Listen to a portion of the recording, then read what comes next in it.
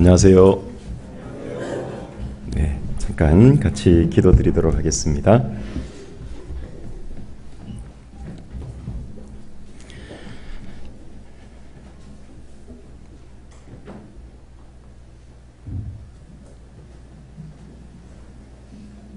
우리를 너무나 사랑하셔서 독생자 예수님을 십자가에 내어주시기까지 저희를 향한 그 사랑을 확증해 보여주신 하나님 감사를 드립니다.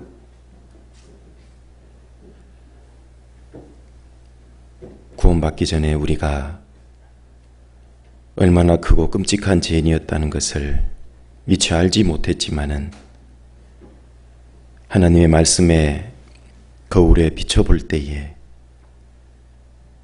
우리가 얼마나 끔찍한 죄인이라는 것을 하나님께서는 깨닫게 해주시고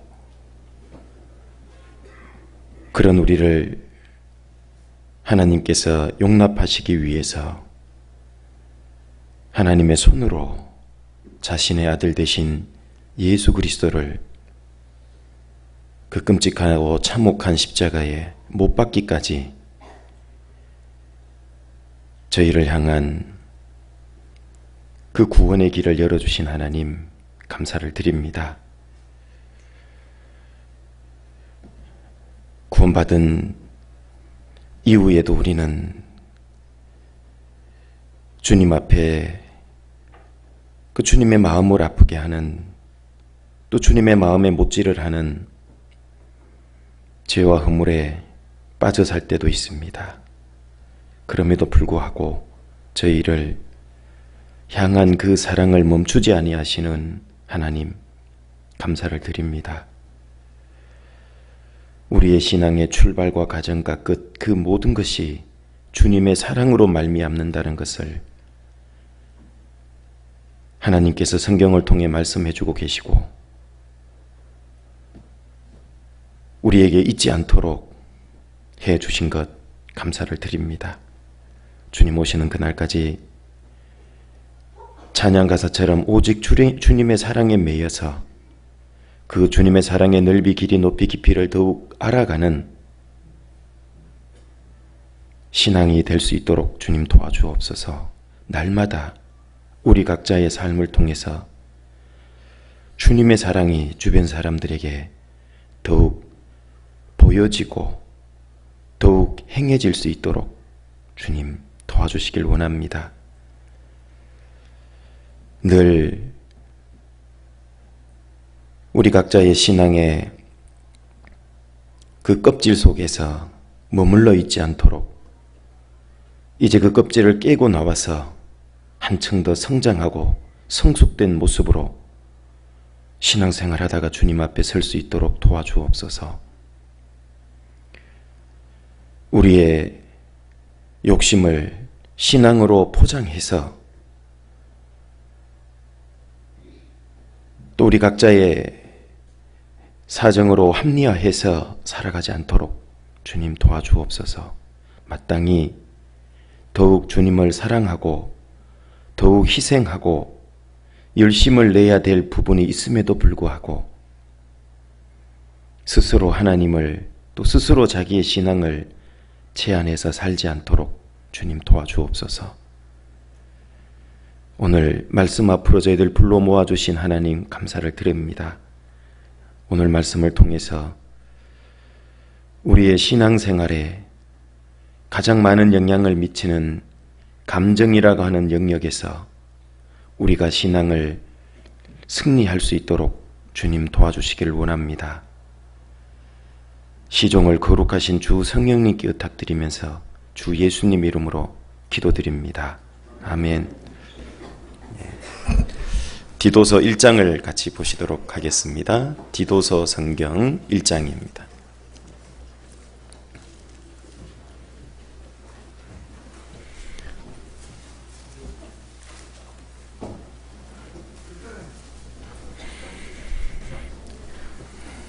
디도서 1장 7절입니다. 디도서 1장 7절입니다. 1장 7절을 같이 읽어보시도록 하겠습니다. 감독은 하나님의 청지기로서 책망할 것이 없고 제 고집대로 하지 아니하며 급히 분내지 아니하며 술을 즐기지 아니하며 구타하지 아니하며 더러운 일을 탐하지 아니하며. 네. 오늘부터는 우리 신앙생활에 있어서 아주 지대한 영향을 미치고 있고 신앙생활의 성패를 가늠할 수도 있는 이 감정이라고 하는 부분에 대해서 좀 당분간 배워보려고 그럽니다. 그래서 큰 제목은 감정 조절의 장성한 자가 되라 라는 주제로 좀 당분간 이 감정을 어떻게 조절하고 통제하고 다스려야 되는지 그리스도인으로서 좀 배워보려고 합니다. 오늘은 그 첫 번째 시간으로 분노 다스리기 시간입니다. 감정에 있어서 신앙에 가장 많은 영향을 미치는 부분이 분노, 노, 화 이런 것으로 표현되는 이 분노에 대한 부분입니다. 주님 오실 때까지 아마 이 분노라고 하는 것은 우리 신앙의 가장 큰 도전이 되는 그런 부분이 아닐까 그런 생각을 해봅니다. 그래서 이 외에도 신앙생활 하면서도 우울증이라는 문제도 있고 고독, 외로움이라는 문제도 있고 이 감정과 연관된 많은 문제들이 있습니다. 특히 우리 시대에는 이런 문제들이 과거 어떤 시대보다도 가장 심각한 그리고 신앙에 많은 영향을 미치고 있는 시대입니다. 그래서 이 감정 조절을 잘 못하는 것은 그야말로 신앙이 아직 성장하지 못했다는 거고, 신앙이 성장한 사람의 모습은 이 감정 조절을 하는 사람이라고 방금 7절에 말씀을 해주고 있는 겁니다. 7절에 이 감독은 아마 5절에 나오는 이 장로와 같은 위치에 있는 사람이라고 생각을 합니다. 교회 일을 돌아보고 살피고 다스리고 이렇게 하는 위치에 있는 사람. 결국 장로나 감독은 신앙이 성장한 사람이잖아요.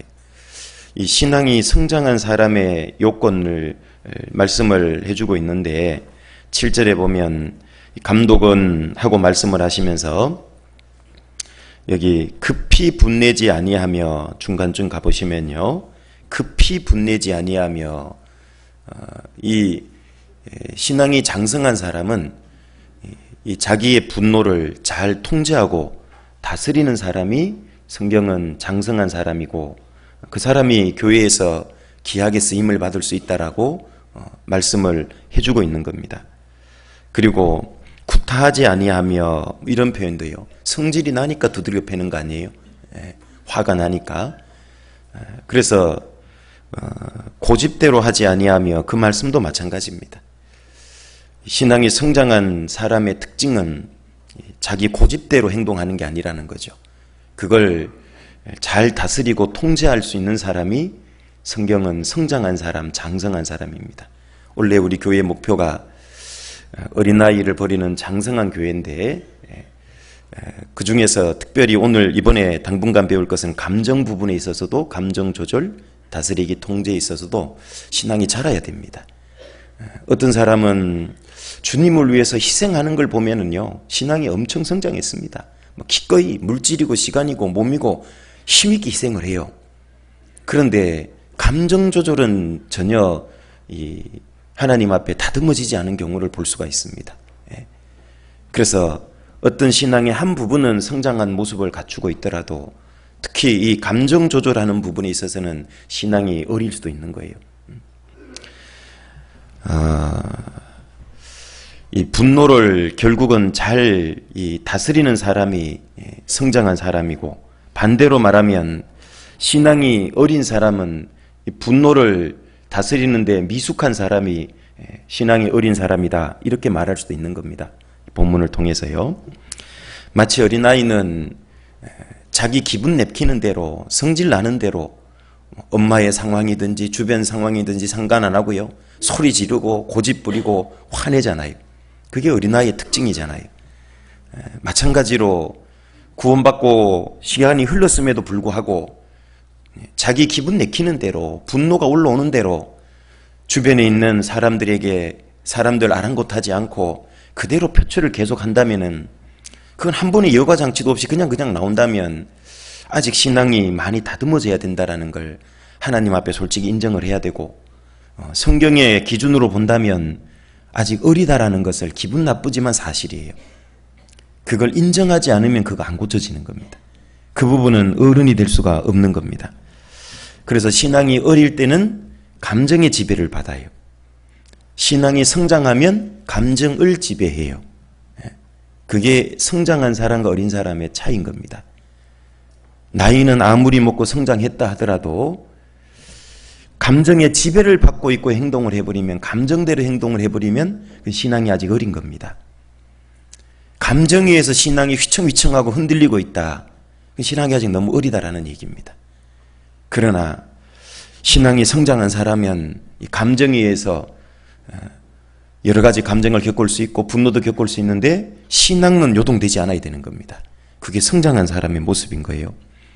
이 분노라고 하는 것은 우리에게 신앙의 3대 영역에, 즉 가정생활, 사회생활, 교회생활, 우리 그리스도인의 신앙의 3대 영역이잖아요. 이 분노라고 하는 감정은 이 신앙의 3대 영역에서 아주 중요하고 엄청난 이 파괴력을 행사하는 요소가 바로 이 분노라고 하는 겁니다. 그 신앙의 3대 요소 중에는 이런 관계들이 있어요. 하나님하고 나하고의 관계, 주변 사람들과의 관계, 심지어는 나 자신과의 관계가 있어요. 그 3대 영역 속에서 3가지 관계가요. 그 3가지 인간관계가, 또 하나님과의 관계가 이 분노 때문에 완전히 박살나 버릴 수 있는 겁니다. 다 무너져 버릴 수가 있어요. 분노는 그만큼 위력적이고 파괴력이 강하다라는 겁니다. 그 3가지 관계가 다 무너져 있음에도 불구하고, 쉽게 말하면 자기 자신을 막 용서 못하는 거 있잖아요. 내가 왜 이렇게 했을까? 바보같이 자기를 너무 무시하고 자기를 너무 학대하고, 그건 자기하고 관계가 깨진 사람이에요. 분노 때문에. 또 어떤 사람은 신앙생활할 때 맨날 문제와 원인을 다른 사람에게서 찾아요. 뭐 때문에? 누구 때문에? 다른 사람하고 관계에 문제가 생기죠, 분노가. 또 하나님이 살아계시다면 어떻게 나에게 이럴 수가 있어? 막 분노하는 거죠. 우리의 신앙생활의 3대 영역, 가정, 사회, 교회에서요, 이 3가지 관계에 아주 중요한 영향을 미치고 이 3가지 관계를 깨버리는, 파괴해버리는 것이 사실 분노라고 하는 감정이에요. 이 분노 때문에 신앙이 망한 사람이 한둘이가 아니에요. 사탄 마귀도 결국은 크게 분을 내어 내려갔다 그랬잖아요. 하나님 앞에 이 사탄 마귀가 분노했다고 나오거든요. 자기가 타락하고 망한 것은 교만이지만 그 교만이 들어오면서요, 결국 분노도 따라오는 겁니다. 그래서 그 정말 아름답고 능력 많은 루시퍼 천사가 사탄 마귀가 되는 겁니다. 우리의 신앙도 망쳐지는 것은 분노 때문에 일순간인 겁니다. 분노의 영향력이 아주 크다라는 겁니다. 특히 우리 시대는 아시는 대로 과거 어떤 시대보다도요, 정신과가 성업을 이루는 시대입니다. 크건 작건 간에 이 정신과적인 질환을 조금씩 다 앓고 있다 그래요, 사람들이. 인계점을 안 넘어가니까 병원에 안 가는 거지, 사실은 자기가 인내하는 정도니까 안 가는 거지, 들여다보면 이 정신과적인 문제를 안고 있는 사람이 대부분이라고 그럽니다. 그래서 이 병원의 정신과라든지 스트레스 클리닉 뭐 이런 데 가요, 가장 요즘 성업이랍니다. 과거 어떤 시대보다도 가장 많은 사람이 넘쳐나는 시대예요, 정신과적으로 환자가. 그 말은 우리 시대에는 과거 어떤 시대보다도 가장 위험한 관계의 시기라는 걸 알 수가 있죠. 관계가 가장 위험한 시기에 놓여 있다는 얘기입니다. 교제 생활에도 예외가 아닙니다. 가정 생활에도 예외가 아닙니다. 부부간에 이 분노 때문에, 화 때문에 관계가 깨진 상태로 살아가는 그리스도인도 많고요. 부모 자식 간에도 그렇고요. 교회 안에서도 이 분노와 다툼 때문에 관계가 깨진 상태로 신앙생활을 지속하고 있는 것도 기적인데 그런 사람도 있고 그래요. 우리 시대는 과연 분노로 인한 관계의 위기 시대다 해도 틀린 말이 아닌 것 같아요. 그래서 우리는 이 분노에 대한 실체를 정확히 알고 있고 분노를 다루고 다스리는데요, 정확한 방법을 가지고 그걸 열심히 자기에게 적용하고 노력을 해야 되는 겁니다. 그래야 다스려지는 거예요. 하루아침에 저절로 뿅 하고 다스려지는 길은 없어요. 이 분노의 사전적인 의미를 보면 상처를 입거나 모욕을 받을 때 유발되는, 생기는 강한 열정, 강한 감정, 이렇게도 정리하고, 또는 불만족의 감정, 적대감, 분개하여 몹시 썩냄, 이렇게 다양하게 정리를 합니다. 그래서 이런 그 분노라고 하는 것은 사실은 나중에 배워보겠지만 성경에 있는 분노의 관점 중에서 육신과 죄에 기인된 좋지 않은 관점에서의 분노의 정의죠, 전부 다. 읽어보니까 다 나쁜 쪽이잖아요. 이것이 항상 신앙의 문제가 되는 겁니다. 그러나 신앙적으로 우리가 마땅히 가져야 될 분노도 있다는 얘기예요. 좋은 분노도. 거룩한 분노라고 일명 개인적으로 저는 이름을 붙여봤는데요. 거룩한 분노는 우리가 마땅히 가져야 되는 거고, 우리가 가져서는 안 될 것은 죄에 기인된 분노예요. 분노의 동기가 죄에 관련됐다든지, 내가 좀 무시당했다든지, 자기의 육신이 강해서 나온다는 분노다든지, 또 분노의 방법 표출이 잘못된 것, 거룩한 분노가 에서 기인된 걸 할지라도 방법이 잘못된 건 다 잘못된 분노죠. 이걸 이렇게 구별을 해볼 수 있습니다. 그래서 분노라는 것은 어떤 사물이나 다른 사람이 나 자신이나 또 다른 사람을 부당하게, 불공평하게 대했다는 그 생각이 들 때 드는 감정, 이렇게 정의하기도 합니다. 어떤 사물이나 어떤 사람이요, 나나 또 다른 사람을 부당하게, 불공평하게 대했을 때 드는 그 느낌, 감정, 이렇게도 정의해 볼 수 있는 겁니다. 이 분노에 대한 성경적인 관점이 두 개라 그랬잖아요. 첫 번째는 이 분노는 거룩한 분노라는 게 있고요. 이 거룩한 분노는 하나님의 성품이고 속성이기도 해요. 시편 7편으로 가보겠습니다. 시편 7편입니다.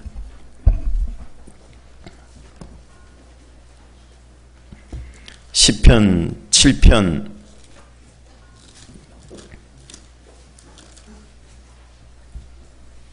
11절입니다. 시편 7편 11절입니다.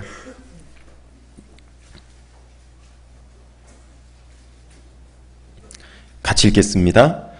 하나님은 의로우신 재판장이시며 매일 분노하시는 하나님이시로다. 이거 잘못 읽으면 하나님은 매일 성질낸다고 오해하기 쉽죠. 하나님 성격 참 한성격 하시네. 하나님 참 다혈질이네.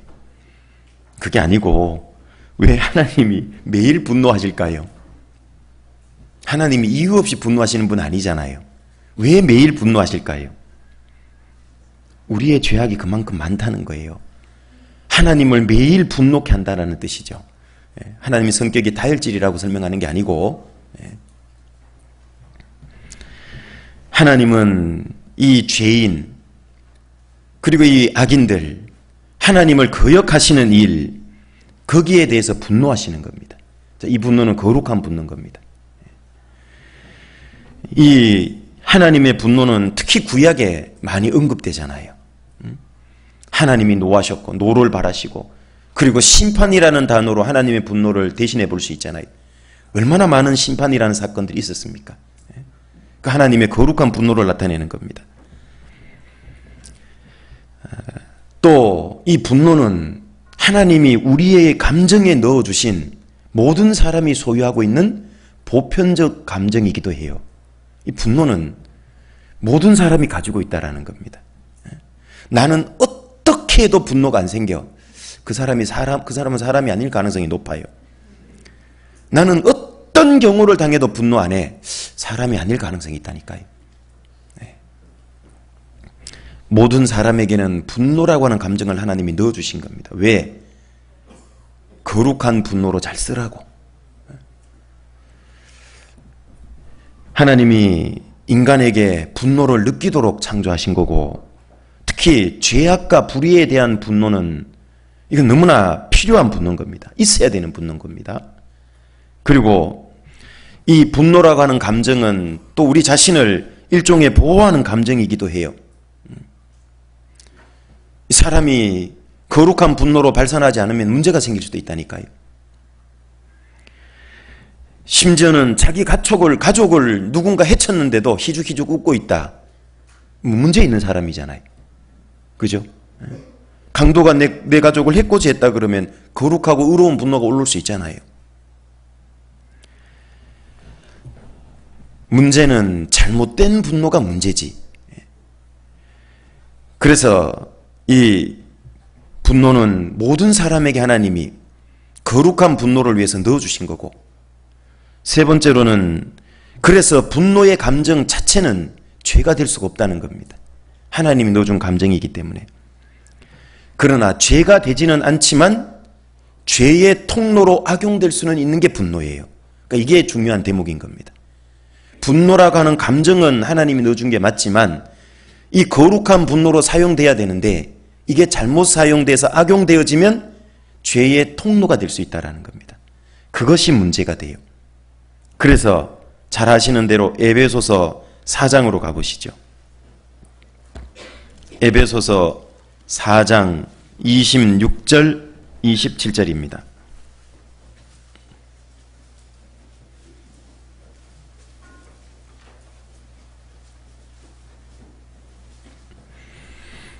에베소서 4장 26절 27절입니다. 찾으셨으면 두 절을 같이 읽어보겠습니다. 분을 내어도 죄를 짓지 말며 해가 지도록 분을 품지 말고 마귀로 틈을 타지 못하게 하라. 제가 이걸 천천히 이렇게 하니까 좀 이상해요. 제가 평소에 말이 빠르다 그러더라고요.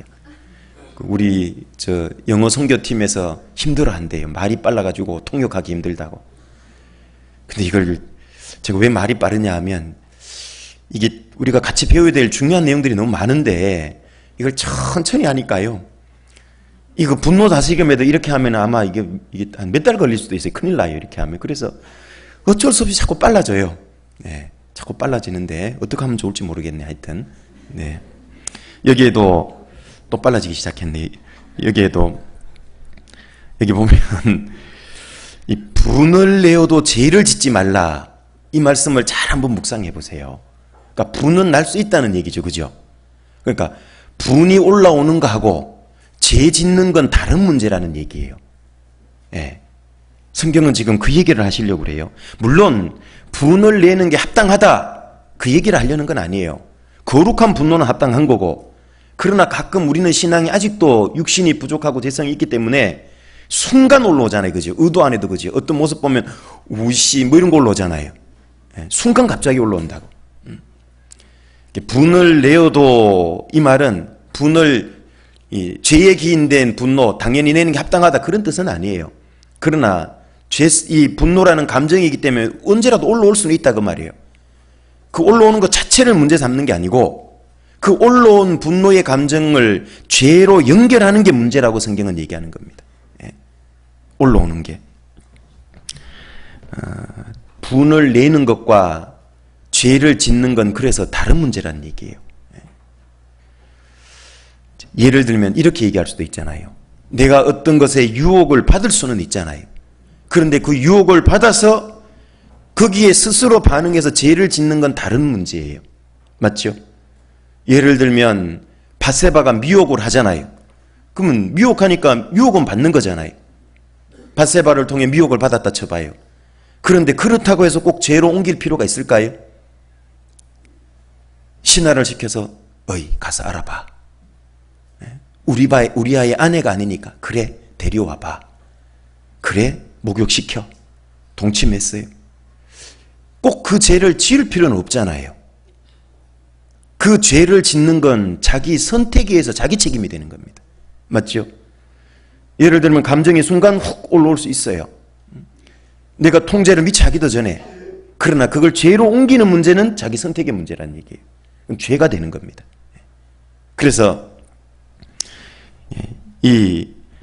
우리가 쉽게 말하면 이런 거죠. 내가 배가 고파요. 배가 고파요. 그렇다고 해서 도적질한 것이 합리화하거나 핑계를 댈 수 있을까요? 안 되잖아요. 누가 열받게 한다고 해서 성질, 분이 올라왔다고 해서 폭력을 행사하면 그게 핑계가 될까요? 핑계 될 수 없잖아요. 분노 올라온 거하고 꼭 폭력을 연결해서 얘기할 수는 없는 거잖아요. 배고프다고, 분이 났다고, 유혹받았다고 모든 사람이 죄 짓는 건 아니거든요. 그래서 내 속에서 분이 올라올 수는 있지만 죄를 안 짓도록 하는 게 중요하다라고 성경은 말씀하는 겁니다. 그리고 27절에 마귀로 틈을 타지 못하게 하라 그랬잖아요. 그러니까 이 분노라고 하는 것, 감정 자체는 죄가 되지 않지만은 이게 죄로 변질되고 죄의 통로가 될 수 있다는 얘기잖아요. 마귀가 틈을 타고 들어올 수 있다 그랬잖아요. 사람은 차를 타고 다니지만 마귀는 틈을 타고 다닌다잖아요. 그러니까 틈을 주면 안 된대요. 이 마귀에게 틈을 주는 것 중에 하나가 분노예요. 화. 이 분노를 특히 쌓아둘 때 있잖아요. 분노를 쌓아둘 때 그건 마귀가 더 잘 틈을 탈 수 있는 거예요. 이따가 배우겠지만 분노는 조절이 되고 잘 이게 좋은 방법으로 표출이 돼야 돼요. 그래야지만 이게 빨리 정리가 되는 거거든요. 그런데 이 분노를 차곡차곡 쌓아놔요. 그건 뭘까요? 아직 칼을 휘두른 건 아닌데 칼을 슥싹 갈고 있는 거예요. 그게 가는 것 자체는 죄가 아니죠. 그죠? 근데 이걸 상대에게 해코지 하려고 쓰면 죄가 되잖아요. 그래서 이 분노를 쌓아두는 건 문제가 돼요. 자기 자신에게도 폭발했을 때 다른 사람에게도. 그때 마귀가 기가 막히게 틈을 딱 타는 겁니다. 잠언 29장으로 가보겠습니다. 잠언 29장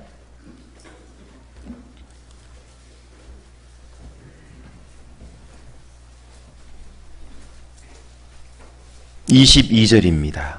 잠언 29장 22절.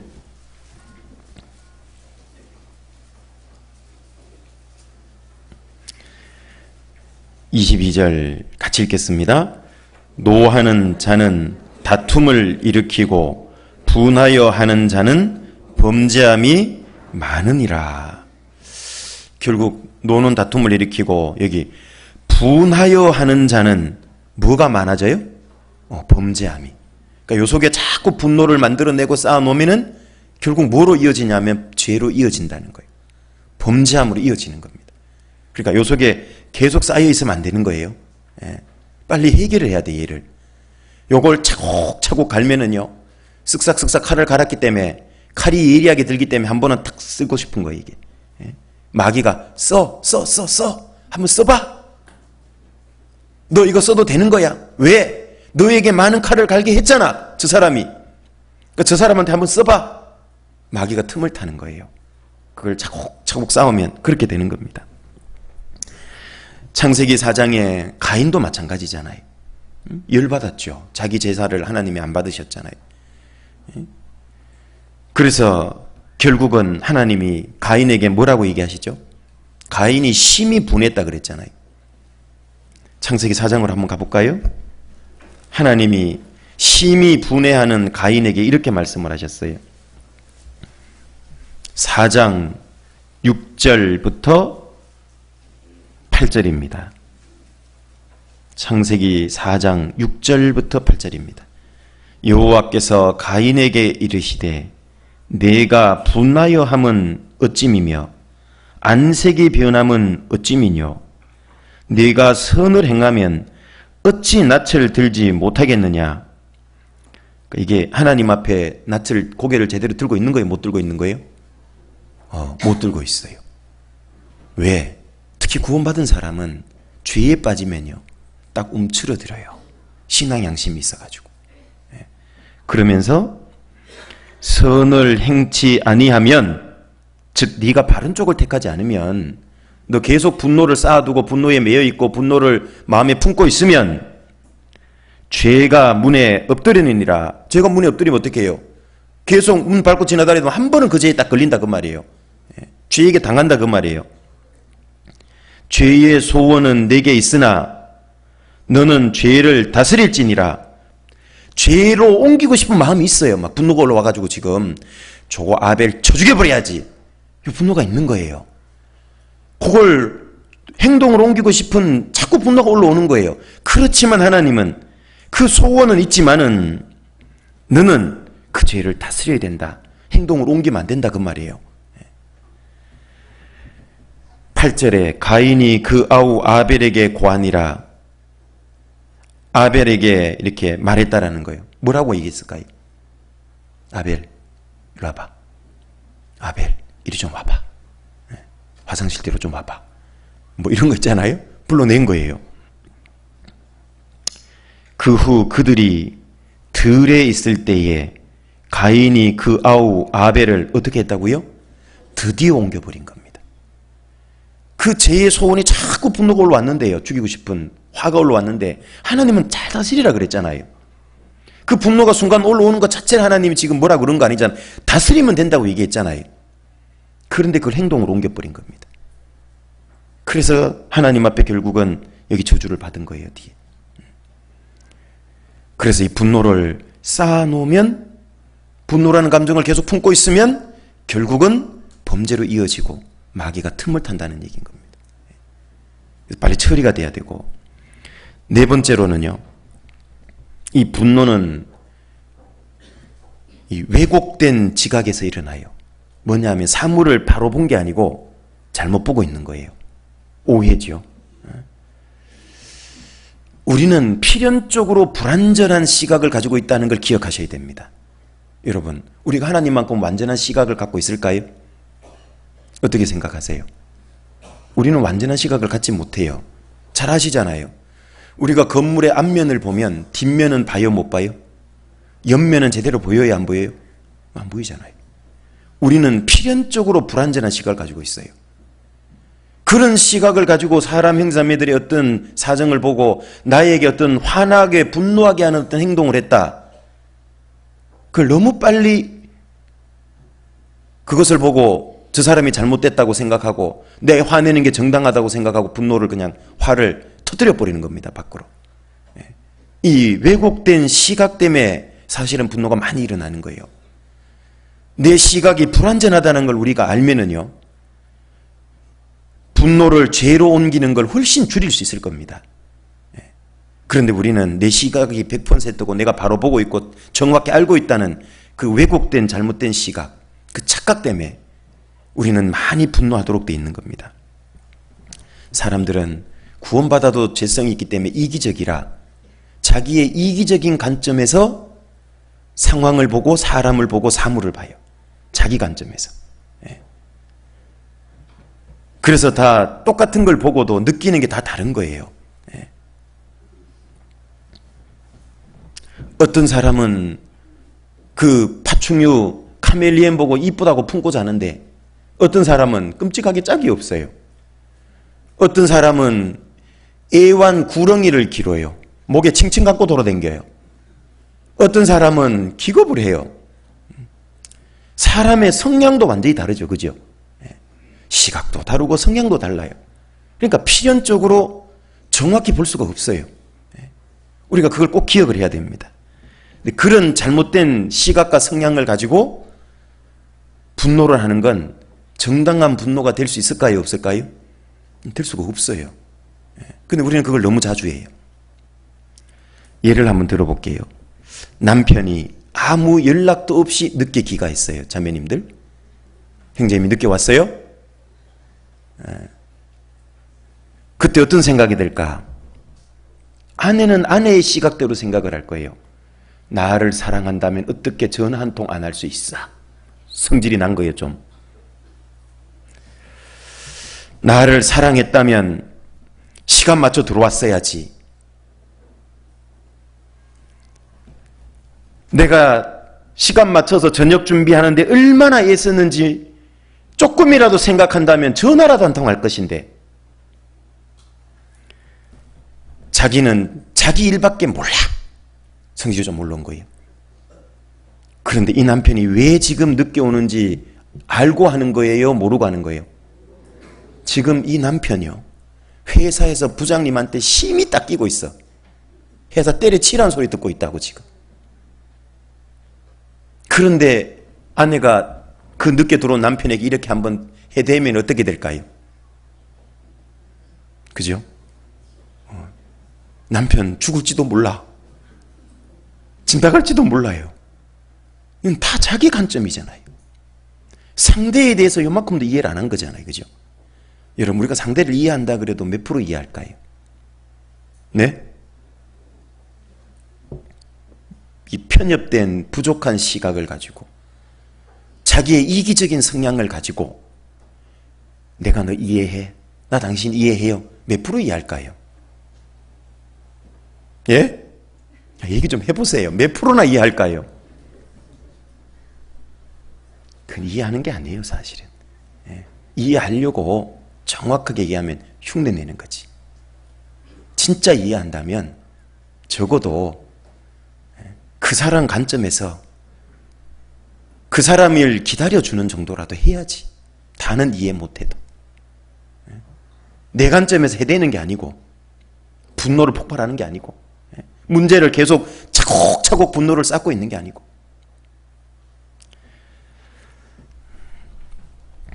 남편 입장에서도 마찬가지예요. 남편 힘들게 집에 와서 퇴근해서 왔는데요. 이 벗어놓은 아침에 세탁해달라고 내일 입고 가야 된다고 벗어놓은 셔츠가요. 그냥 의자에 그대로 걸쳐져 있어요. 놓여 있어요. 세탁도 안 돼 있고. 남편이 이렇게 생각한 거예요. 도대체 집구석에서 뭘 하고 있는 거예요? 오늘 하루 종일 뭐 한 거예요 도대체? 내일 입을 게 하나도 없네.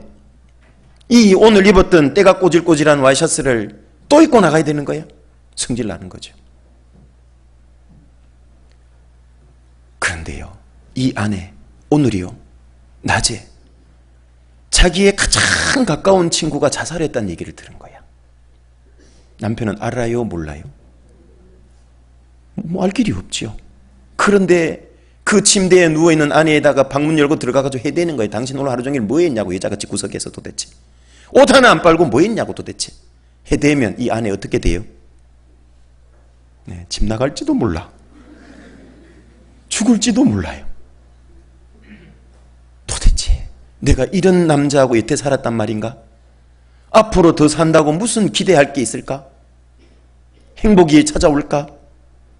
여자는요, 단 10초에도 오만 생각을 할 수 있는 존재예요. 우리 남편들, 형제님들 기억하셔야 돼. 네. 그러니까요, 모든 사건과 행동에는 해석이 따라 붙어야 된다는 걸 잊으면 안 돼요. 꼭 기억하십시오. 모든 사건과 행동에는 반드시 해석을 필요로 하는 거예요. 그 해석을 듣기 전까지는 분노하면 돼요, 안 돼요? 어메, 큰일 났네. 5번만 안 된대. 절대 분노하면 안 되는 거예요. 앞으로 그러실 수 있겠어요? 네, 그걸 기억을 해야 됩니다. 내가 보는 게 전부가 아니라니까요. 내가 보는 거는 10%도 안 된다니까요. 내가 보는 거는 상대의 1%도 안 될 수 있다니까요. 고로 분노해야 하면 안 되는 이유가 99%예요. 그래서 분노를 함부로 하면 안 되는 거예요. 무슨 얘기인지 아시겠죠? 예. 분노는 그만큼 불완전한 거예요. 완전한 거라면 자주 해야지 뭐. 분노는 불완전한 것에 오는 거예요. 불완전한 것에서. 상대를 충분히 알지 못하는 것에서. 고로 해석에 따라서 반응은 달라질 수 있는 거예요. 분노할 수도 있고 오히려 분노가 아니라 위로를 해줄 수 있어요. 상대를. 맞죠? 아내가 분노하려다 말고 남편에게 한 번 분노를 꾹 참고 여보 오늘 무슨 일이 있었어요? 평생의 눈물을 안 보이던 그 남자가 그때 눈물을 터뜨릴 수도 있다니까 남편이. 너무 힘들다고. 직장생활 너무 힘들다고. 그때 아내는요, 내가 분노를 터뜨린 게 아니라 무슨 일이 있었냐고 물어봐 준 걸 너무 잘했다는 생각을 할 거예요. 맞죠? 그리고 남편을 이해할 수 있는 기회를 얻는 거예요. 예. 분노를 한번 참고 그 상황에 대해서 물어봐 주면 이해를 해줄 수 있어요. 놀랍지요? 분노를 내뱉을 입술에서 위로의 말이 나와요. 남편도 마찬가지예요. 그 침대에 이불 덮어 쓰고 뒤집어 쓰고 있는 아내에게 쏘아붙이기보다 여보 오늘 무슨 일이 있었어요? 어디 아파요? 그 한마디면 되는 거예요. 자매님 될까요? 그 한마디면 될까요? 네, 쏘아붙이는 것보다 그 한마디 해주면은요 오만 생각할 수 있는 존재라 그랬잖아요. 이 남자가 나를 역시 사랑하나 봐. 내가 비록 친구를 잃어서 슬프긴 하지만 그래도 나에게는 아직 나를 사랑하는 내 남자가 있어. 바뀌잖아요.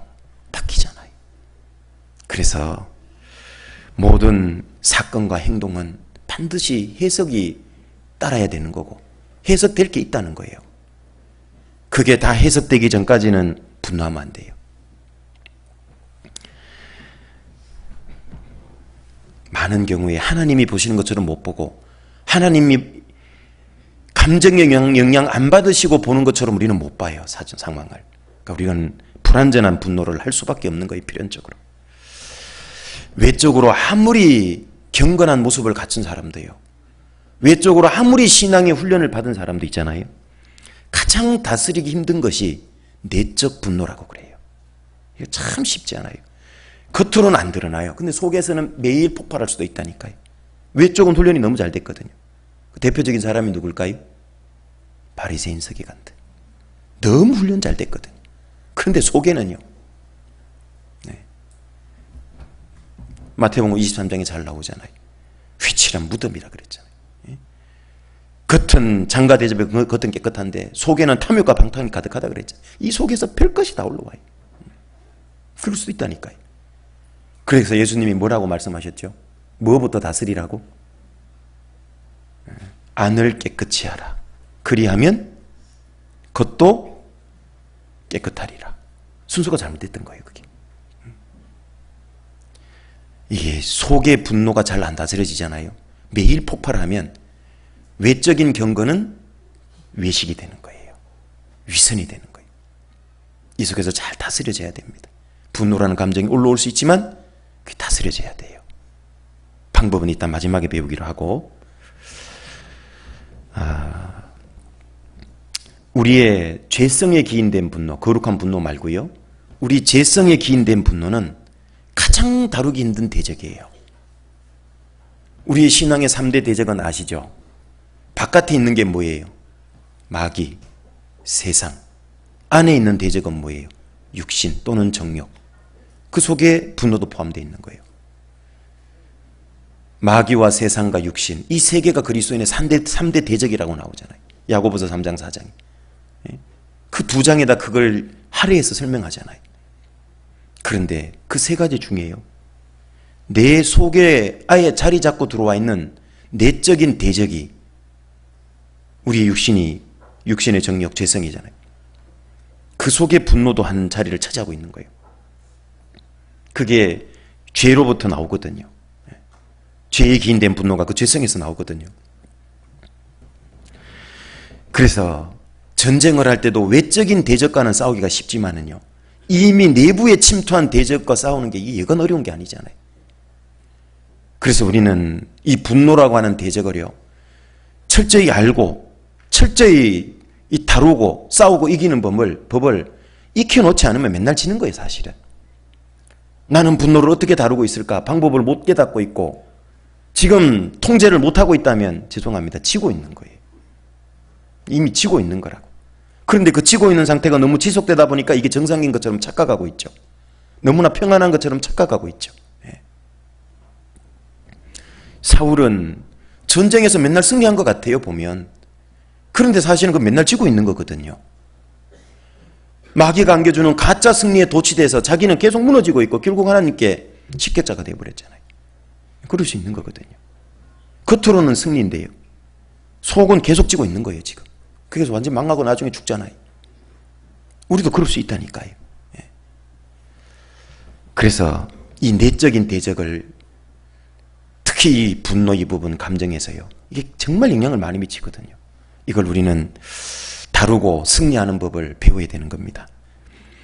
세 번째로 크게요, 왜 하나님은 우리 속에 분노라는 감정을 그러면 넣어두셨을까? 왜 분노라는 감정을 넣어두셨을까?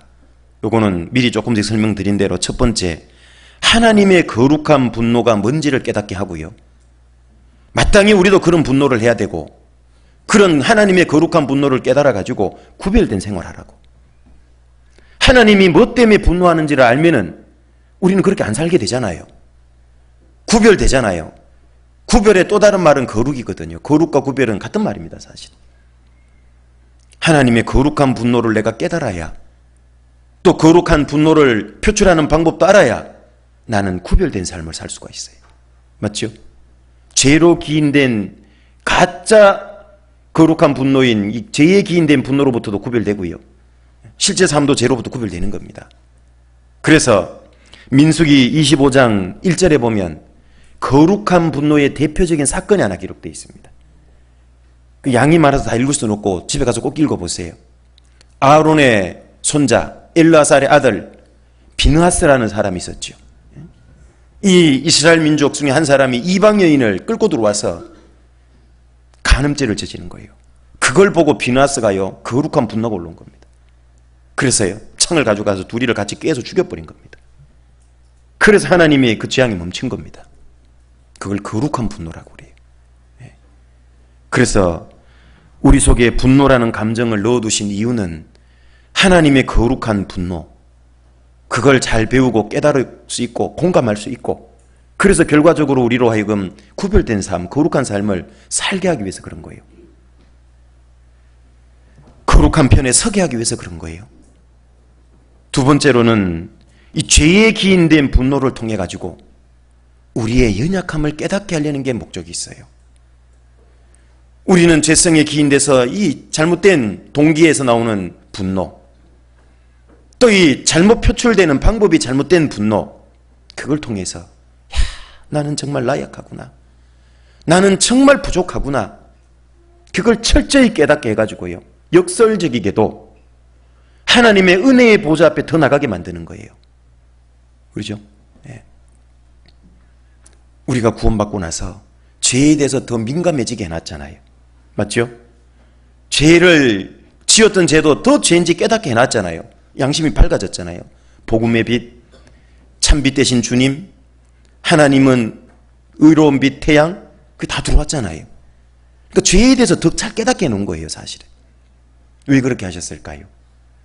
구원받을 때 죄 지었던 기억에서도 지워버리고 앞으로 죄를 지어도 죄를 안 깨닫게 하지, 왜 괴롭게 과거 죄는 더 민감하게 더 죄인지 깨닫고 살아가면서 짓는 죄도 더 죄라는 걸 예민하게 깨닫게 하셨을까요?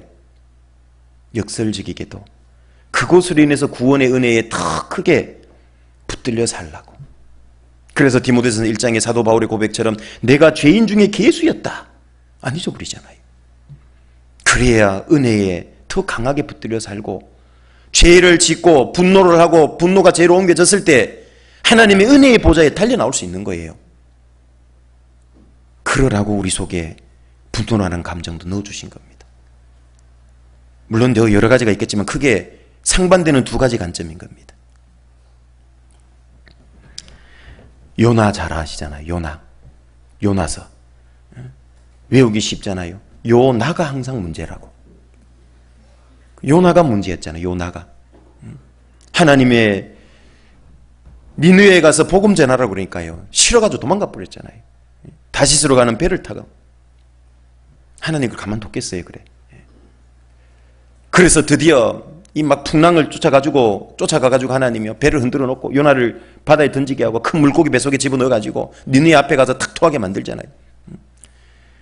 니느웨에 가서 복음을 전했는데요, 대충 전한 거예요. 성의 없이.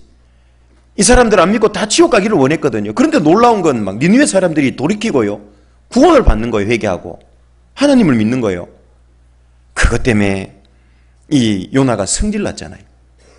그건 죄에 기인된 분노예요. 대표적인 사례죠. 대충 전해놓고 어떻게 되나 보자 하고 내려다보는데요. 하나님이 박넝쿨 하나 쫙 자라나게 했잖아요. 그죠?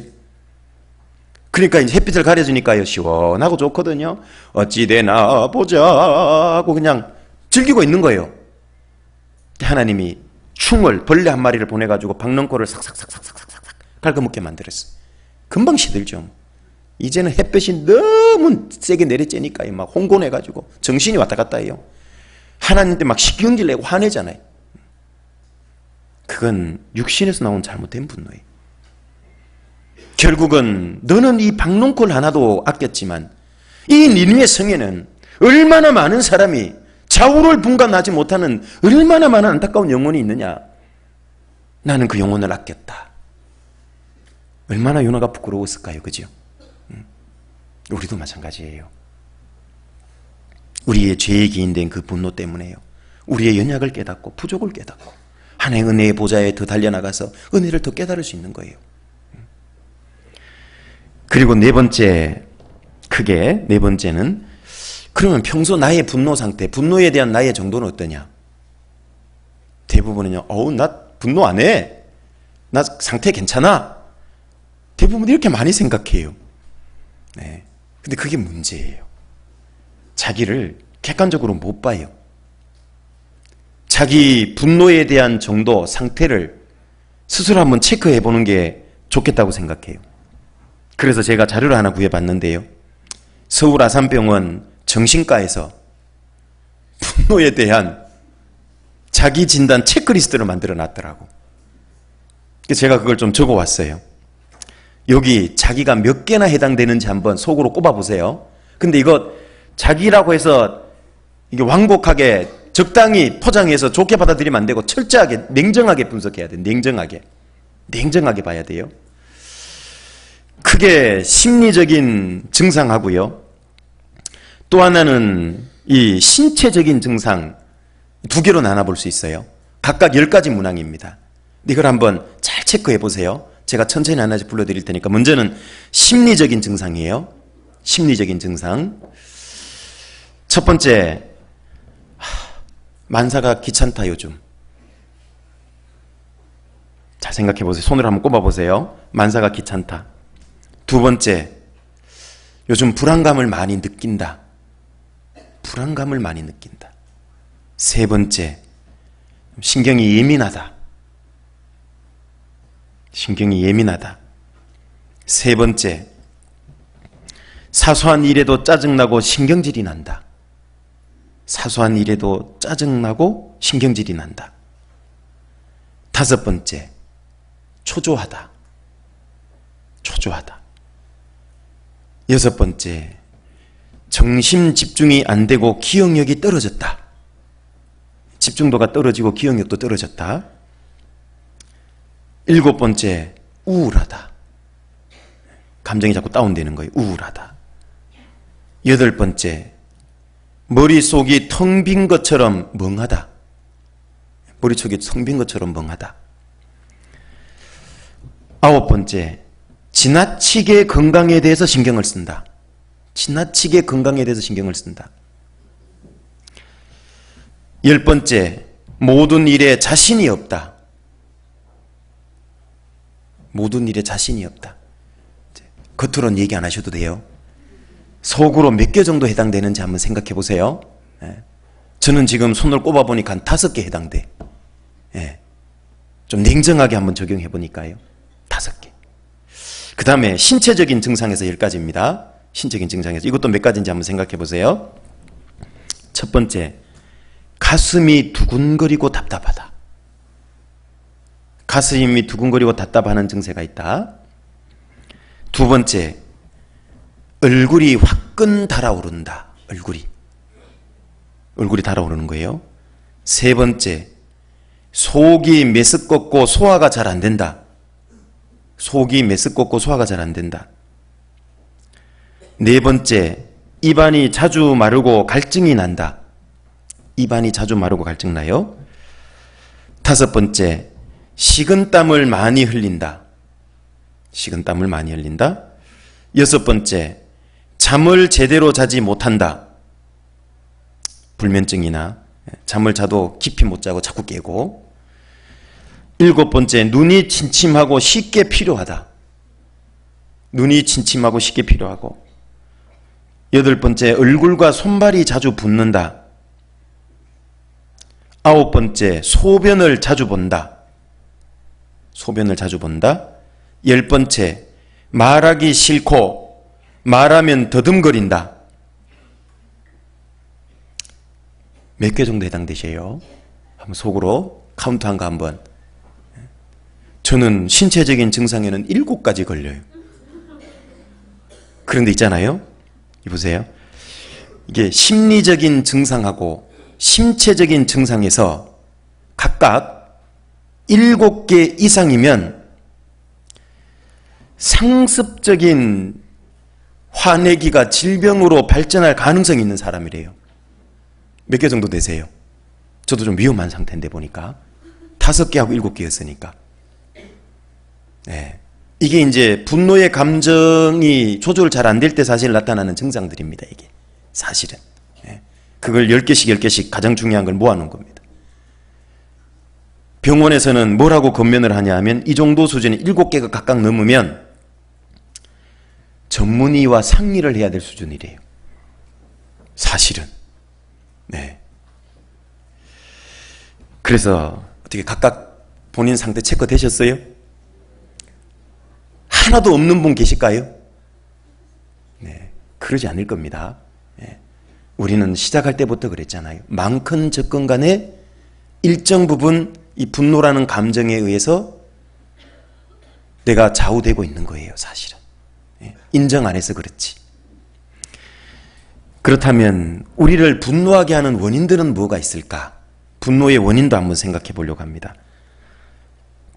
첫 번째는 이 분노의 원인 중에는요, 불의가 있어요. 불의. 의롭지 못한 거. 불의. 이 분노의 원인은 하나님이 분노하시는 이유이기도 해요. 하나님은 불의를 용납지 않잖아요. 내가 불의를 보고 분노하는 것은 거룩한 분노예요. 무슨 얘기인지 아시죠? 무슨 얘기인지 아시죠? 예를 들면은요, 깡패가요, 막 여자를 두들겨 패고 있다. 물론 여자가 어떤 이유로 맞고 있을 수도 있겠지만, 그러나 일단 기본적으로 등치가 무슨 막 몇 배나 큰 사람이 여자를, 가냘픈 여자를 막 두들겨 패는 것 자체는 정당화 될 수 없잖아요.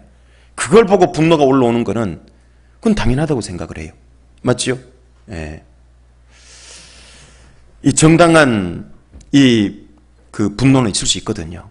불의를 보고 분노할 수 있어요. 예수님도요, 이 성전을 장사의 수단 도구로 전락을 시켰잖아요. 유대인들이 짐승을 파고 비둘기를 파고 예수님이 노건으로 채찍을 만들어서 다 쫓아내버렸잖아요. 하나님의 성전을 완전히 타락시키고 이익의 수단으로 삼는 것에 대한 분노는 거룩한 분노인 거예요. 그런 건. 그런 건 당연히 가져야 돼요, 그리스도인이. 그렇죠? 우리가 코바디스라는 영화나 집회 때 보시잖아요. 그 로마에서 그리스도인들을 십자가에 못 박아 죽이고 화형에 처하는 거 보면 어때요? 우리 속에 거룩한 분노가 올라오잖아요. 그건 뭐 당연한 겁니다. 그건 필요한 겁니다. 있어야 되는 거죠. 두 번째, 여기서부터는 조금 이 잘못된 분노와 분노의 원인이 되는 원인들일 가능성이 커요. 두 번째, 좌절입니다. 좌절. 내가 뭘 하려고 한 게 있어요.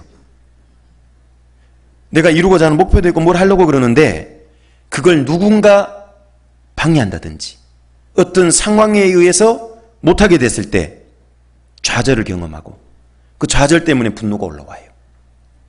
그런 경우도 많죠. 예를 들면 교회에서는 이런 거예요. 어떤 부서에서 뭔가 거창하고 막 기획하고 기한을 해서 예산도 지원받고 이건 정말 필요한 건데 좀 교회에서 승인해 주세요 하고 올렸는데요, 승인이 안 났어. 뭐가 올라올 수 있다니까, 이거 잘못하면. 조심해야 돼, 조심해야 돼. 이 좌절 때문에 경험하는 거거든요.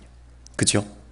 그리고 또는 지금까지 잘 지원받던 어떤 부서나 어떤 교회 계획이 내년부터 끊어졌어. 이거 도대체, 죄송합니다, 어떤 인간이 결정한 거야? 좌절로 말미암아 오는 분노라니까요. 이런 게 있을 수 있다니까요.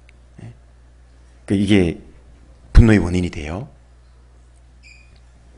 또는 나를 잘 챙겨주던 형제자매님이 나를 안 챙겨줘. 왜 나를 안 챙겨주는 거야? 그리고 세 번째로는요, 이 위협과 상처로 인한 분노도 있어요. 누구에게 위협을 받았다 그러면요, 자존심이 확 상하거든요. 내가 저항할 수 없어. 특히 뭐 회사의 상사라든지, 그렇죠? 예. 집안에서 어른이라든지 막 신앙생활 때문에 핍박을 했다든지, 그 핍박이 너무 심하면은요, 이 분노로 싹 이어질 수 있다니까요. 그리고 교회 안에서요, 이런 것이 있을 수 있어요. 이게 이제 잘못된 건데, 제가 아직도 기억나는 청년이었어요. 구원받았다고 하는 청년인데, 신앙이 너무 어렸죠. 나온 지가 얼마 안 됐는데. 교회 헌금하면서 돈이 자꾸 없어졌어요, 옛날에. 여기가 아니고 옛날에 제가 있던 교회인데, 오래전에. 이게 아무리 찾아봐도 못 찾겠는 거예요. 외부인이 왔다 간 것도 아니고. 그래서 이걸 계속 형제자매들이 피땀 흘려서 헌금한 게 사라지면 안 되잖아요. 지금처럼 무슨 CCTV라도 있으면야 뭐 금방 뭐 하고 그렇게 엄두도 안 내지만 옛날에는 그런 시기가 아니었기 때문에. 그래서 일종의 임시 CCTV를 하나를 만들어 달았어요. 그게 뭐였냐면 카메라 있잖아요, 카메라. 그 카메라를 서서히 돌리면 아주 천천히 녹화할 수가 있어요. 오랜 시간. 그렇게 해가지고 딱 이렇게 이제 헌금함을 바라보는, 지금은 저 뒤에도 우리 에어컨 큰 거 하나 있지만 옛날엔 대부분 큰 걸만 했어요. 대강당의 큰 교회. 거기 이렇게 공조실에다 딱 넣어놓고 창살로 이렇게 딱 막고 그리로 바람이 나오는 거예요. 그 창살 공조실 안에다가 그걸 탁 해놓고 헌금함에다 초점을 맞춰놓은 거예요. 그런데요, 아니나 다를까 하루 만에 잡았어요. 청년 형제라고 하는 사람인데 이 헌금함에다가요, 헌금함이 뜯지도 않아요. 근데 돈이 없어지는 거예요. 그때 그 기술을 제가 처음 알았다니까. 이 1m자 긴 게 있어요. 가는 거, 쇠로 된 거. 휘어져요. 그 제도하는 사람들이 쓰고. 그 끝에다가요. 이거 범죄 방법 가르쳐 주는 거 아니야? 네. 근데 가르쳐 드려도 돼. 요즘은 보안장치가 돼 있어가지고. 옛날에 헌금함은 문제가 있었어요. 이게 왜 문제가 있냐면 그 끝에다가 청테이프를 거꾸로 말아야 이렇게 달라붙는 걸 바깥으로 해서 그 끝에다 해갖고 얘를 감아. 그리고 그걸 헌금함에 딱 집어넣어서 콕 찍으면 헌금 봉투나 돈이 딱 달라붙어서 올라오는 거예요. 이게 무슨 고단수요. 예. 근데 이 청년은 그럴 청년이 아니에요. 너무 순진해, 사실은. 상습범도 아니에요. 그런데 이제 여기 이제 위협과 상처라는 부분인데요. 이거 기인된 분노 때문에 그렇게 한 거예요. 그 방법까지 찾아낸 거예요. 어떻게 막 인터넷 뒤져가지고. 그래가지고 그걸 계속 뽑아가지고 쓰지도 않았어요.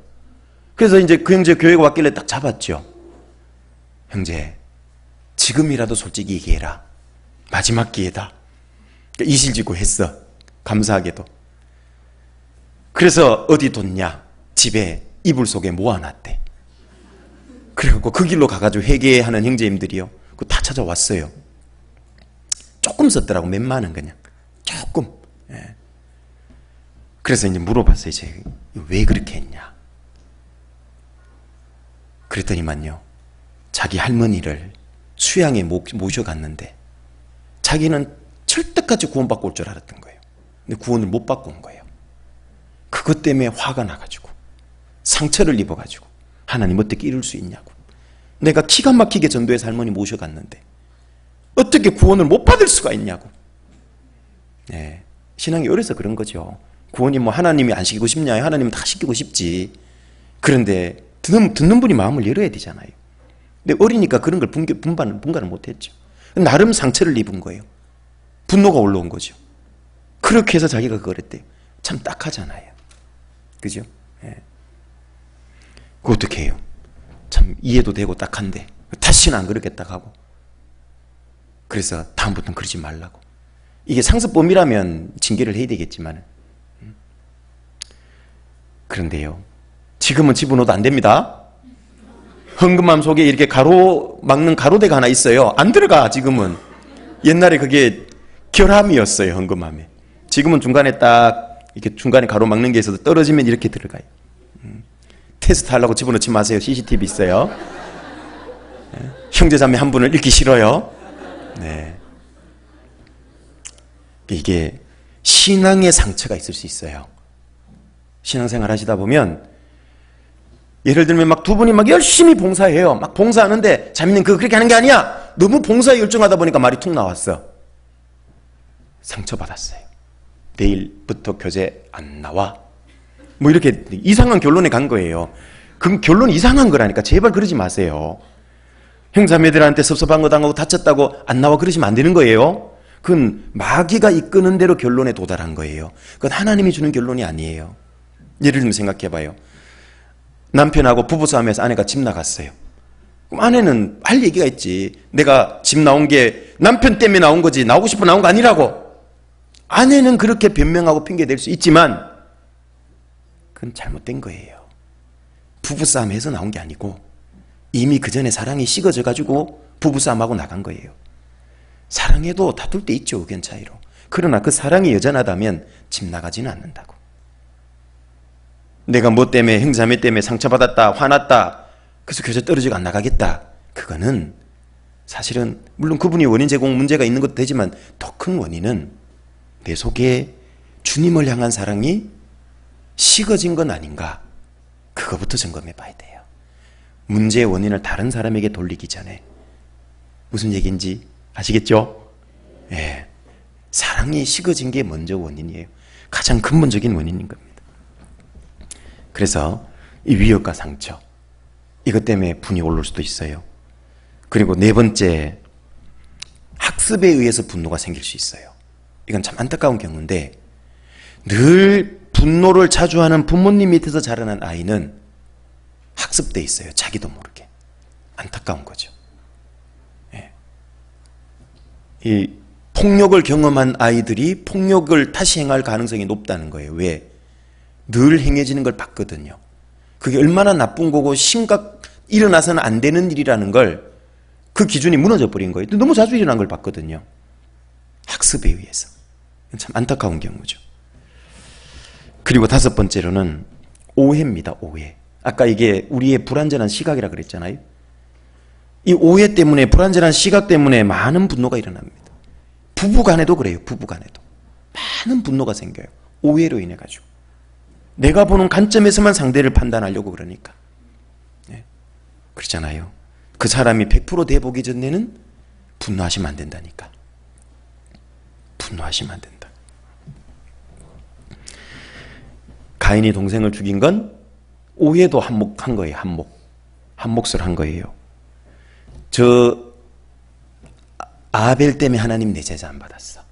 그러니까 아벨에게 열받아서 아벨을 죽여버린 거예요. 오해죠. 아니 아벨 제사 때문에 가인 제사를 하나님 안 받은 거예요? 아니잖아요. 가인의 제사 방법이 틀려서 믿음으로 안 드린 거기 때문에 안 받은 거죠. 잘못 본 거죠. 우리도 마찬가지예요. 자, 앞으로는요. 배우자에게든 가족에게든 주변 사람에게든 형제 자매에게든 하나님께든 내가 100% 모르는 이상 분노를 밖으로 옮기면 안 돼요. 올라올 수 있어도 죄로 이어지게 하면 안 돼요. 네. 그리고 이 분노는 반복적인 습관에 의해서도 생길 수 있는 거예요. 그런 집안이 아니다 할지라도 이 분노하는 걸 자꾸 습관 들이면 안 된다 그 말이에요. 습관 들이면 이제 죄로 나타나는 게요. 너무나 쉽게 나타날 수 있어요. 잠언 19장 19절로 한번 가볼까요? 잠언 19장 19절.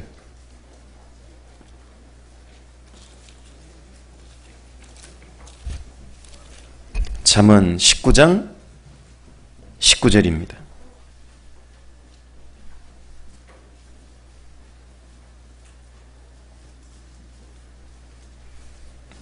(19장 19절) 같이 읽겠습니다.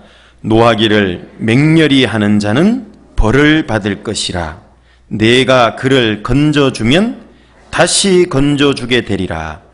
자기 노하는 걸 반성하고 돌이킬 생각 안 하고 맹렬히 해요. 막 계속 막 성질 내는 거예요, 이게. 그러면 그 사람은 어떻게 되냐면요. 물론 하는 게 벌 받죠. 벌 받는다 그랬잖아요. 얻어 터질 거예요, 그게. 그런데 여기 네가 그를 건져주면 다시 건져주게 되리라. 즉 그 사람을 다른 번역에는 구하여 준다 하여도 다시 또 구하여 주게 될 것이다. 그러니까 이 사람은 이걸 반복한다는 얘기예요. 계속 반복하는 거예요. 습관 들어서 그런 거예요. 습관. 분노가 습관이 돼서 하는 분노. 꼭 화낼 만한 이유가 된 게 아니라 말만 하면 감정이 벌써 묻어 들어가는 거예요. 분노가 습관이 되어 있기 때문에 그래요. 그 부부 클리닉 옛날에 TV 뭐 이런 것들 보니까요. 남편과 아내가 얘기만 했다면 벌써 말하는 시작부터 감정이 묻어나더라고. 또 뭐 우리 아이가 달라져서 이런 것도 봐봐요. 말했다 하면 시작부터 그 속에 감정이 막 묻어 들어간다니까요. 그게 이미 습관됐고 배어 있는 거예요. 배어 있는 거라고. 이 분노를 바로바로 표현하는 그것을 계속적으로 반복하다 보면요. 진짜 습관이 되고요. 그 습관이 계속하면요. 그 사람 인격이 돼요. 그 인격이 그게 반복되면요. 그 사람이 영원한 운명으로 고정이 돼버려요. 그러니까 이게 습관이 안 되도록 조심해야 되는 겁니다. 확 열받는 거 있잖아요. 그 습관 안 되도록 조심해야 돼요. 7번째로는 이게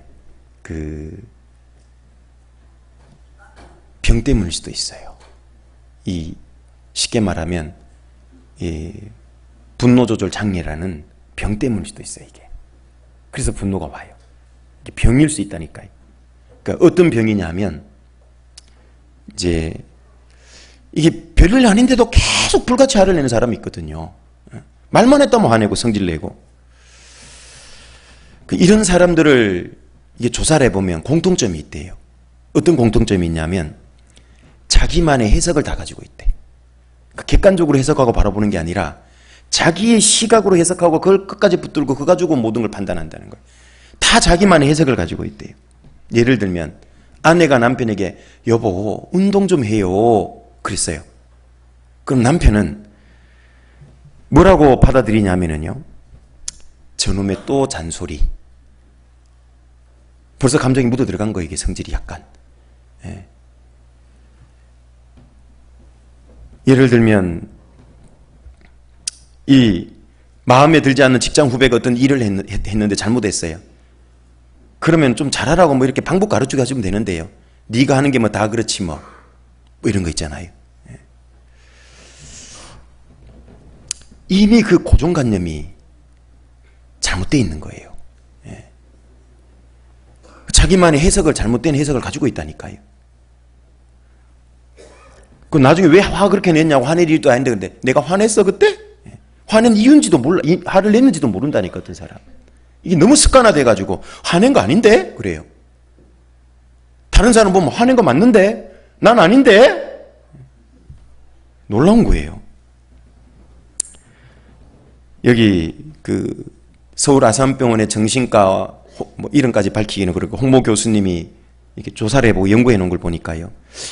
화를 억제하지 못하는 환자를 진단해 보면 이 병적일 정도로 이런 사람들이 병원 가잖아요. 그 사람들을 진단해 보면 대부분 우울증과 조울증 등 기분 장애를 대부분 앓고 있대요. 이게 심각한 정도로 계속 나오는 사람. 근데 많은 사람들은 그걸 뒤늦게 알고 이렇게 뒤늦게 찾아온다는 거예요. 그 말은 모르고 살아가는 사람도 너무 많다는 얘기예요. 그러니까 이 분노가 어디서 오냐면 이 기분장애, 감정장애 이쪽에 우울증, 조울증에서 원인이 돼서 오는 경우도 많대요. 그래서 내가 이유 없이 너무 말만 했다면 화가 잘 오려고 성질이 자꾸 열 잘 받고 이런 분들은요. 병원에 가서 진단을 한번 받아보는 게 아주 그게 지혜로운 겁니다. 받아봐야 돼요. 누가 가라고 얘기하기 전에. 옛날에는 정신과 갔다 오면 미친 사람 이렇게 낙인 찍히지만 지금은 그렇지 않잖아요. 여러 가지 이유로 정신과 많이 가보지 않아요. 진단받아보는 건 나쁘지 않아요. 두려워하지 말고. 내가 왜 자꾸 이렇게 너무 자주 분노하고 너무 자주 이렇게 성질이 올라올까? 그런 분들은 검진 받아볼 필요가 있다니까요. 검진 받아볼 필요가 있습니다. 그리고 이 분노했을 때 표출하는 방법도 몇 가지 있어요.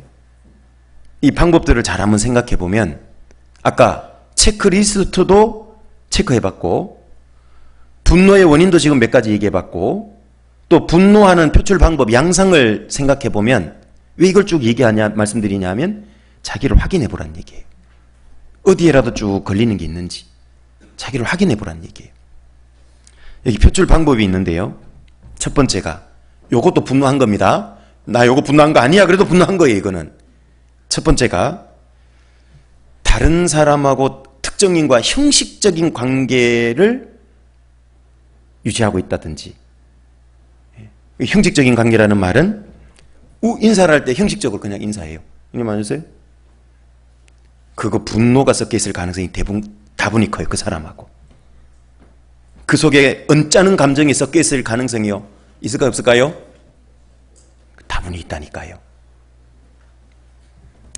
형식적인 그 인간관계, 형제자매들과 교제관계, 그게 일종의 분노의 또 다른 모습이에요.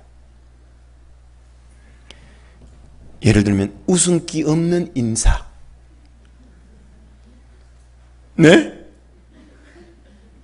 다른 형제자매가 오면 어머 자매님 반가워요 하는데 어떤 자매님 딱 만나면 자매님 안녕하세요. 이거 분노일 가능성이 다분히 높아요. 자기 인정하기 싫어도 분노가 섞여 있어요. 죄에 기인된 분노. 그건 잘못된 거잖아요. 그거 섞여 있을 수 있어요. 또 이 와중에 지금 다른 형제자매를 그리고 있으면 안 돼요. 아무개 자매가 나한테 그렇게 대하는데 이러고 있으면 안 된다니까. 지금 이 와중에 말씀드릴 때 하나님 앞에 나를 돌아봐야지. 이 와중에 남 생각하고 있으면 이건 진짜 비참한데, 심각한 건데, 내가 특정인에게 그러고 있는 건 아닌지를 생각해야 돼. 그건 분노라는 잘못된 죄에서 기인된 감정이 있는 거예요. 맞을까요? 틀릴까요? 대답 안 하는 분은 속으로라도 인정하시는 거예요. 그죠? 네.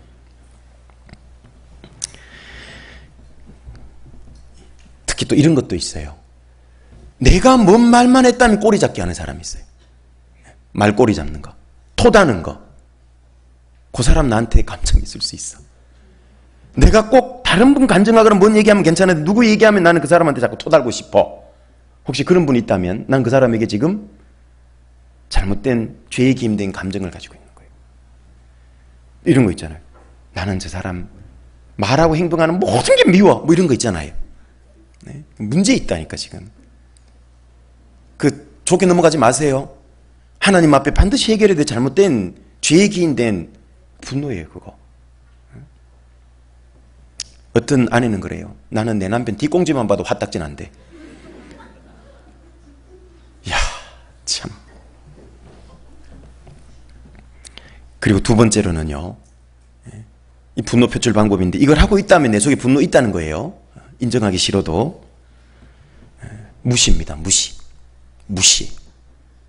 요건 약간 아까보다 조금 더 나간 거예요. 형제자매를 무시하는 거예요. 심하면 개무시. 죄송합니다. 네. 무시하는 거예요. 상대가 인사를 했는데 받지도 안 해. 저 사람에 대한 적개심이 있는 거예요. 맞죠? 네. 어떻게 무시할 수 있냐고 그래. 세상 사람 인사해도 인사하는데 혹시 이 중에 인사했는데 무시하는 사람이 있다면 철저히 회개하셔야 돼 진짜. 하나님 앞에. 네. 주님 앞에 가서 주님도 내 너 모른다 그러면 어쩌려고 그러세요? 주님 반가워요. 드디어 재림하셨군요. 주님 고개를 싹 돌렸어. 구원은 받았으니까 뒤따라와. 얼마나 창피하겠어요. 주님 왜 저에게 고개를 돌리세요? 네가 돌리지 않냐 먼저. 제가 언제 주님께 고개를 돌렸어요? 이 소자 하나에게 한 게 내게 한 거라고 안 했냐? 너 말씀 안 들었어? 제가 따갑도록 들었잖아. 형제 자매가 곧 나라고 얘기 안 했냐고. 예수님. 형제 자매 무시하는 거, 나가서 개무시하는 거, 그 주님을 개무시하는 거예요. 맞죠? 이 소자 하나에게 내게 한 거라고 그랬잖아요. 내가 갇혔을 때 돌아보았고 목마를 때 마시었고 굶주릴 때 먹였다. 주여 우리가 언제 주님께 그렇게 하였습니까? 이 소자 하나에게 한 게 내게 한 거다. 주님은 옆에 계신 형제자매를 주님과 동일시한다는 거 아십니까? 이제는 바꿔야지. 그죠? 네. 그래서 이 무시하는 거, 응? 요즘 젊은이 용어로 쌩깐다 그래요. 어르신들은 잘 모를 거예요. 네. 이거 쌩까는 거 큰일 날 일이에요. 큰일 날 일. 교회 안에서든 그리스도인이 밖에 가 생활할 때든 있을 수 없는 일. 그래 놓고 나는 분노 안 한대. 거짓말이 거짓말. 그 위선자예요, 위선자. 하나님 볼 때 진짜 위선자예요, 그 사람. 그러고도 몇 년을 살아도 아무렇지도 않다. 그건 진짜 중증이에요, 중증. 바꿔야죠. 회개해야 됩니다. 인사를 하면은 반갑게 밝은 얼굴로 10년 만에 만난 이산가족 상봉하듯이 얼굴로 좀 오버액션을 해서라도 좀 그렇게 해야죠. 남편과 아내가 서로 퇴근해서 집에 갔다, 아이들이 돌아왔다 그러면 좀 밝게 해주고, 그 다음에 세 번째로는요, 이건 또 조금 더 나간 분노의 표출 방법인데요, 이 모함이에요. 모함, 거짓 소문까지를 퍼뜨리는 거예요. 뒤에서 막 말을 만드는 거예요. 이건 더 나간 거지 뭐. 나는 화내는 게 아닌데 그 자매는 내가 볼 때는 참 문제가 많아. 이거 결코 화내는 거 아니야? 그 화내는 거예요. 화내는 거. 그 자매님, 대상이 되는 그 자매님한테 문제 걸려 있는 거라니까요. 그 자기 기준은 아무리 아니라 그래도 하나님 볼 때는 문제 있는 거예요, 그게. 그래서 여기 모함과 거짓 소문, 이거 퍼뜨린다면 이것도 내 속에 분이 있다는 거예요. 잘못된 죄에서 기인된 분노가 지금 올라오고 있는 거예요. 거룩한 분노가 아닙니다. 그 다음에 네 번째, 이건 조금 더 나간 거예요. 아예 대놓고 상대한테요, 만나서 얼굴에 대고 저주와 욕설을 퍼붓은 거, 막 가슴에 비수가 꽂히는 말을 해. 그냥 교제 안에서든 가족 간에든지, 예? 세상에서 직장에서든지 간에요. 이거는 막 대놓고 아예 막, 예? 너 이따위 일하고도 봉급 타가? 내 같으면 진작에 퇴직했다, 사표 던졌다. 이건 막 직원 가슴에 비수 꼽는 거잖아요. 그러면 안 되잖아요. 형제 그렇게 신앙생활하고 교제 나와? 벼룩도 나 짝이 있는데 이러면 형제 가슴에다가 비수를 꽂는 거라니까. 그러면 안 되잖아요. 비록 부족하고 잘못한 게 있어도 교제 나오면은 형제 반갑다고, 앞으로 열심히 교제 생활하자고 격려해주고, 좀 나한테 섭섭하게 한 사람이라도요, 밥 한 그릇 탁 사주고, 그렇게 하면 금방 풀리거든요. 그게 그 첫 단추 깨기가 어려운 거지. 첫 단추 깨기가. 그 화해의 첫 단추를요, 이 죄의 기인된 분노가 계속 막고 있다고. 하나가 안 돼. 마음으로. 영적으로는 신분과 위치적으로는 우리를 한 몸으로 묶어놨는데 상태적으로는 하나가 안 돼. 그리스도인이. 이 분노가 가로막고 있다니까요. 분노가 상대에게 대한. 교회의 능력을 잃게 만드는 거예요. 그 다음에요, 이제는 저주와 욕설 정도가 아니라 직접 복수까지 가는 사람도 있어. 너 밤에 다니지 마라, 뭐 이런 거 있잖아요. 이런 거 안 돼요. 있을 수 없어요. 분노 표출 다양하죠. 요 중에 내가 어떤 모습이라도 가지고 있으면요, 인정하기 싫어도 하나님 보실 때 내 속에 죄에 기인된 분노가 있는 거예요. 그러면 이 분노를 하면 어떻게 될까? 어떤 분노의 분노는 어떤 결과를 가져올까? 이건 심각한 결과를 가져와요. 심각한 결과. 그리고 어떻게 하면 이걸 처리하고 치료할 수 있을까? 이거는 다음 편에 방송하겠습니다. 네. 시간이 다 됐어요. 뭐 하고 그럴 게 아니에요. 시간이 다 됐어요. 다음번 설교도 빠지면 될까요? 안 될까요? 빠지지 마세요. 네. 같이 기도하겠습니다. 은혜로우신 아버지 하나님, 감사를 드립니다. 하나님께서 우리에게 주신 거룩한 분노는 하나님의 선물이요, 죄에서 기인된 잘못된 분노는 마귀의 시험거리라는 것을 하나님 늘 분별할 수 있도록 도와주시고, 이제 이후에 우리의 삶이 죄에 기인된 분노에 사로잡혀 살 것이 아니라 하느님과 같은 의로운 거룩한 그 분노에 사로잡혀서 죄와 싸우되 피 흘리기까지 싸우는 그 거룩한 그리고 구별된 모습으로 하나님 앞에 살기를 소원합니다. 우리가 배우는 이 감정 조절을 하는 데 있어서 장성한 사람이 되자는 주제를 통해서, 특별히 오늘 분노 다스리기에 대한 주제를 통해서 지식의 증가로 듣고 잊어버리는 것으로 끝내지 않도록 도와주시고, 정말 우리 각자의 삶 속에서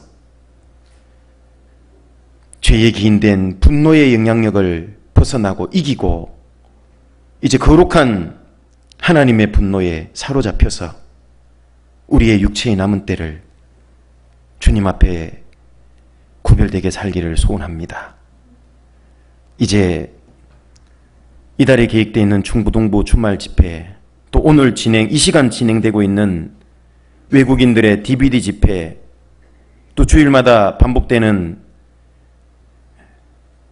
DVD 많은 집회들 주님 일일이 기억해 주시고, 그 집회 앞에 나와서 말씀을 들을 영혼들 한 영혼도 이루어지지 않도록 하나님 구원의 크신 능력의 오른손으로 마음을 열어주시고 붙들어 주시기를 간절히 원합니다.